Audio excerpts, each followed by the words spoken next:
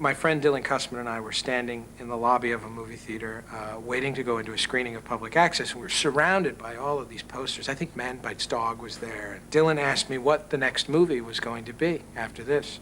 And I said I hadn't really given it a lot of thought, but that I had been reading a magazine the day before, and one of the articles was called The Usual Suspects.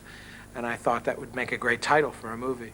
So Dylan and I designed the poster for the film, and it was 5 guys, or maybe 7, we hadn't decided yet, standing in a lineup. And so the poster became The Usual Suspects, All of You Can Go to Hell. When I was at the Tokyo Sundance Film Festival presenting Public Access, I thought there might be some more money there to make a low-budget film, and I thought, well, a low-budget noir film might be interesting. So I called Chris up, and I said, Chris, remember that idea you were talking about 5 felons who meet in a lineup and go off on an odyssey of crime, and that poster idea? Well, maybe you should start developing that into a movie. And I said, yeah, I guess, we got a poster. I guess we can have a movie. So, so Brian said, okay, I'm coming home in 3 days, and I want you to pitch me the story. So I went to work. I was working at this law firm in a copy room, and I was taking a break. And I was racking my brain, and I had no idea what it was that I was going to do or say. I just started to pull ideas from the air, and whatever word came to mind, I would just kind of free associate and try and find some story. I had to make something up.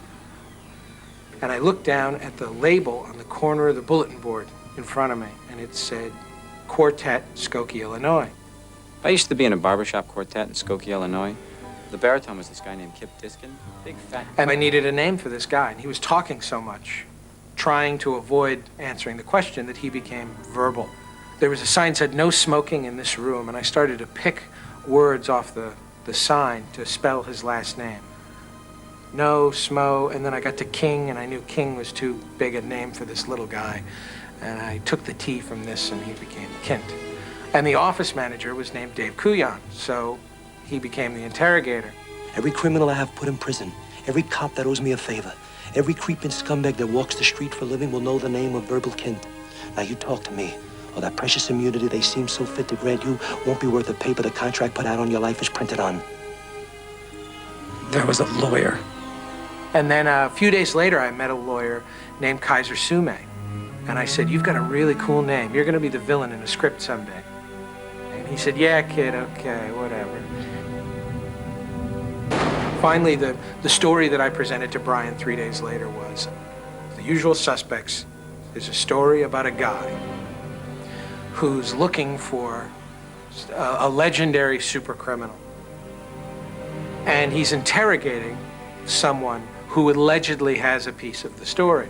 Keaton always said, I don't believe in God, but I'm afraid of him. Well, I believe in God. And the only thing that scares me is Kaiser Soze.